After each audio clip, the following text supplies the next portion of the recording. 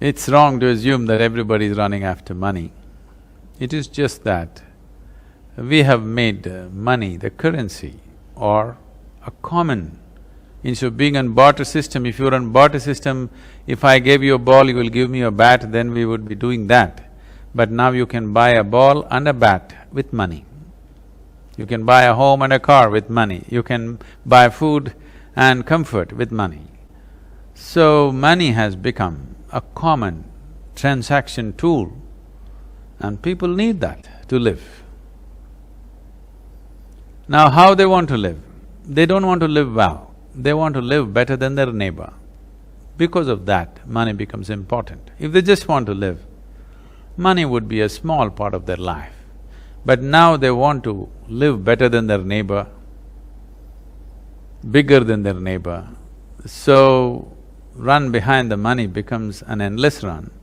Otherwise, in a short period of time, what you need for your lifetime you can create in terms of money and then do what is significant for your life rather than running after a tool which was just created to simplify transactions.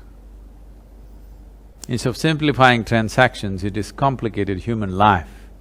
That is because money is just a process, but a whole lot of people are beginning to think that money is a goal by itself. Money is not a goal, I want you to remember. It is only a process. It's an enabling process. If you want to buy food, you need money. If you want to buy comfort, you need money. But now, you're trying to buy a life with money. You will not succeed, for sure. It doesn't matter whether you have 10 rupees today or 10 million tomorrow or 10 billion tomorrow. I have seen many billionaire beggars still with the same mentality, where is the next buck? Money is only a tool of transaction. It is not a goal by itself, it's only a process. Thank you.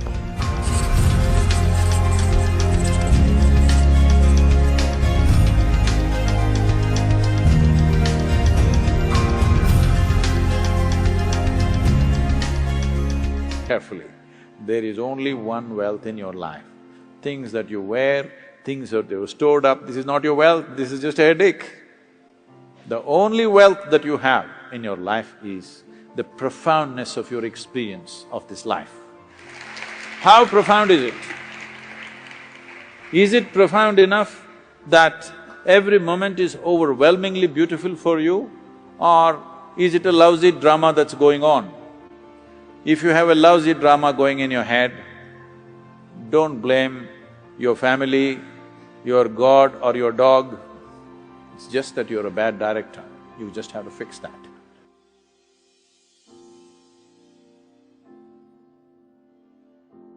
Money and wealth can at the most bring you comfort and convenience, can never bring fulfillment. When you realize this and now yoga, when you still think a little more money would settle your life, a new home would settle your life, a good relationship would settle your life, or if you get yourself a new pup, your life will be settled. No, it's not a time for yoga. When you realize all these things are arrangements that we make for physical, psychological and maybe emotional and financial comforts, but they will never bring fulfillment because this is all part of the survival process. When you realize this, it's time to turn inward.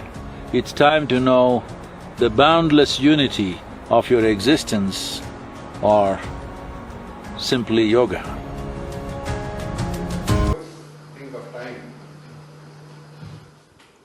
See, from where to where we're jumping. Time is again I won't say. Yes, definitely. Otherwise, how do I tell you what time to come for dinner? If we all become timeless, how to invite you for dinner, tell me? We are all slaves to it. We don't have to be slaves to it, it's a device that we used for our convenience.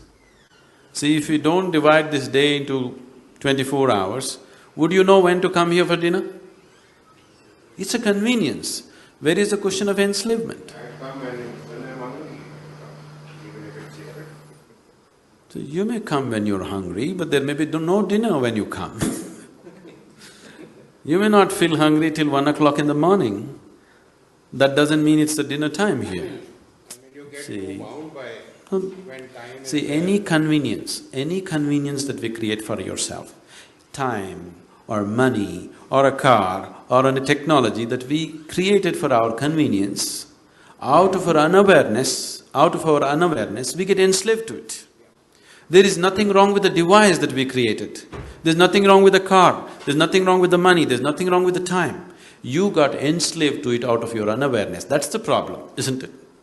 Time is not the problem, money is not the problem, car is not the problem, any other technology is not the problem. You got enslaved to it, that is the problem.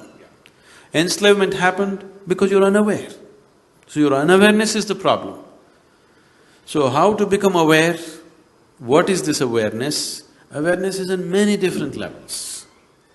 What you are aware of is all that exists for you. This must be understood. Right now you're sitting here, don't turn back and see. Right now there is a huge dinosaur standing behind you. You are not aware of it. Does it exist for you? No. So it doesn't matter, such a huge animal is standing there, you are not aware of it, so it doesn't exist for you. So only what you are aware of exists for you. Right now your awareness is limited to small aspect of your life. Whole aspect of spirituality means to become aware of everything that you are, so that before you go, you know life, you experience life in its totality, to live totally. To live and to live totally, that's spirituality, so that you know life in all dimensions. You don't go just knowing a little part of your life, you want to know all of it. So if you want to know all of it, how? If we have to use an analogy, let's say we turn down the voltage for the lights. Now let's say just one light is there, it just lights up only that much. Only that much we see. If you turn up the voltage, suddenly you're able to see much more because the light has spread. So awareness is just like this. Right now your energies, your body, your emotion, your mind, everything is functioning a certain limited voltage.